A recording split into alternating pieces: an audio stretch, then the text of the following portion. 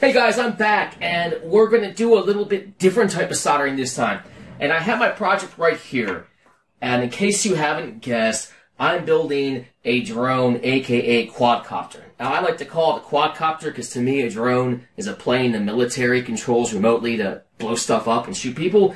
And this is not that. But call it what you want to. It's going to be a quadcopter slash drone. And I have the last electronic speed controller here, and I'm going to solder it onto this pad. This acts as a PCB and part of the frame. And I've already went ahead and cheated. I've already soldered 3 of these guys on. But I wanted to demonstrate another good soldering skill, soldering things to pads like this. And let me orient this in a way that makes sense here. Make sure you guys can still see it. Okay. Looks good, looks good. So the first thing I'm going to do is these wires on this ESC are pre-tinned. But as I found out, it takes a lot of solder. These wires are kind of thick, and we're soldering into a pad. So I'm going to try to tin them some more. And I really should use my helping hands to do this, but I put it away, and I'm just too lazy to get it again. So I'm just going to try it like this. Alright, there's one. Let's see if we can get number 2.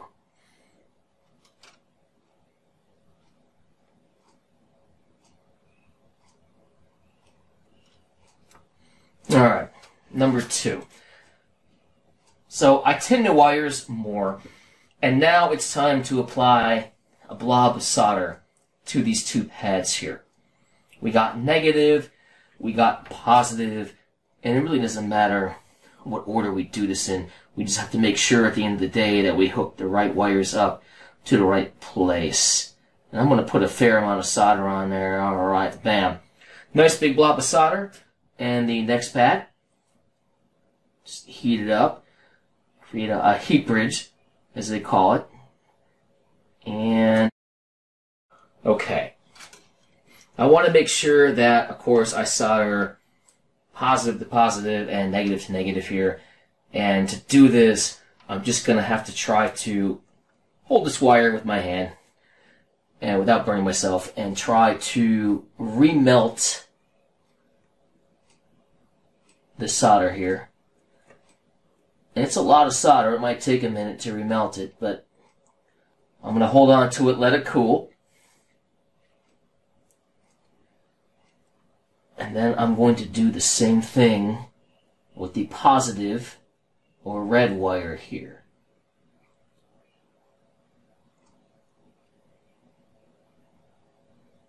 Just let that cool off a bit.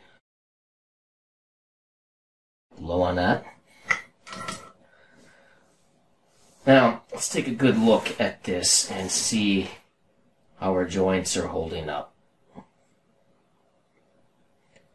They seem like they're on there pretty good, but it looks like this black one is a little bit not quite where I want it to be. So let me melt him and try to put him back.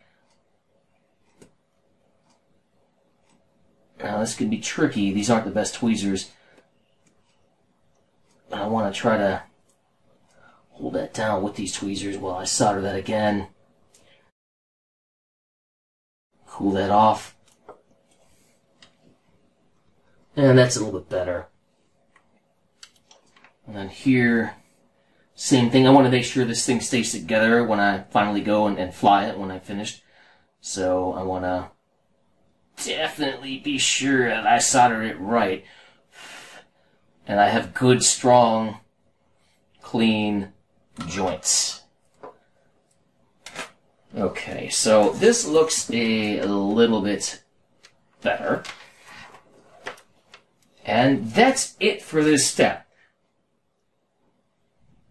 So, once again, I hope you guys got something out of this. If you're new to soldering, we're going to eventually get to soldering through hole stuff, don't worry, and maybe even some surface mount stuff. I don't have a hot air rework station, so that's something I might have to get my hands on before I start getting into more surface mount. but we're definitely going to do more soldering in the future.